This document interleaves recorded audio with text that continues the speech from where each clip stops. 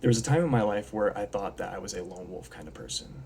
You know, the type that thought I didn't need other people to find happiness or get out of life what I wanted.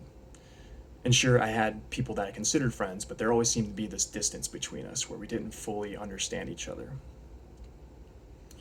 And maybe I was young and naive, or maybe those days were simply practice for to navigate future relationships. But it wasn't until my time in the military or the years that followed it that I fully recognized my need to be seen, understood, and known by others, and as well as reciprocating those sentiments back towards them. The bonds that I formed during my time in the military showed me at a fairly early age the power of having people close to me that I've shared difficult and sometimes dangerous experiences with. And although the military route may not be for everyone, I imagine that you can empathize with the role that these relationships played in my life and be able to relate them back to your own. Now, I'm sure that there are plenty of people out there that believe, like I once did, that being self reliant is the way to be. And sure, there may be some truth to this, but there's no denying that humans have a fundamental need to have intimate relationships with other humans. From the time that we're born, we use our very limited tool set as infants to gain the love, attention, and affection of our caregivers.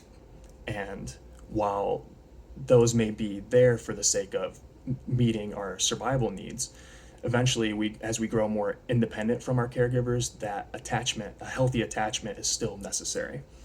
And it's that healthy attachment that builds a foundation for us seeking friendships and relationships with our peers that also teach us how to share the earth with our fellow humans.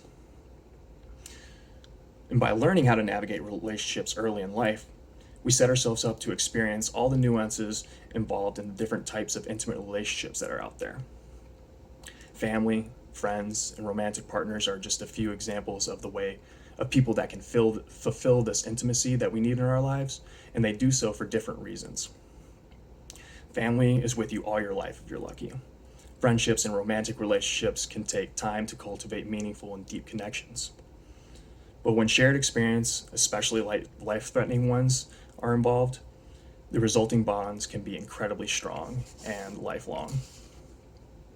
And this brings me to a very specific type of relationship that few experience, but many would equate to the unbreakable bonds that families sometimes experience, and that's those who serve in the military together. And you may not be able to choose who you serve with, but despite this, you end up forming some remarkable bonds with the people you do serve with. The people you work with, they inevitably become a huge part of your life due to the sheer amount of time that you spend together. You're training together, you're working out together, eat, sleep, and live together in every sense of the word.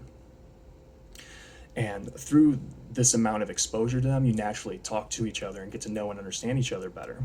And as the day to day life of a soldier unfolds, you end up suffering together and leaning on each other when times are tough and, and celebrating the triumphs of getting over those circumstances.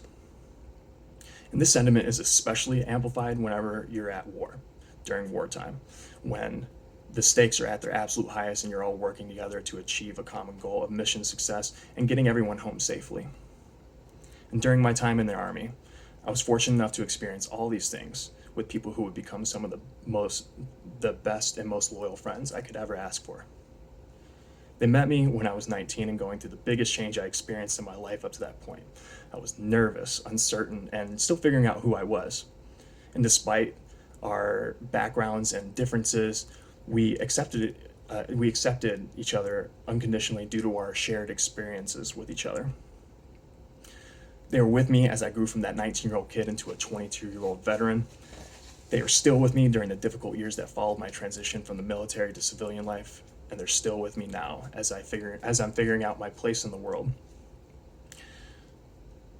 And still fulfilling that need for intimacy that we all have in a unique way that no other relationship I've ever had has done. So, when I was 16, if you had told me that after high school I would join the Army, fight in a war, and make friends with people through those experiences and end up where I am today, I would have told you you're out of your mind.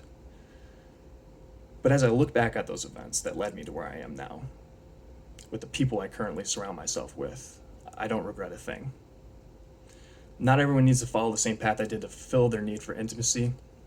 My hope by sharing my experiences, it'll help those listening recognize and appreciate those relationships that they have in their own lives and how priceless those are. Because I found that in reflecting on my relationships and the experiences that have cemented those relationships in my life, that they are some of the most wonderful things about being alive.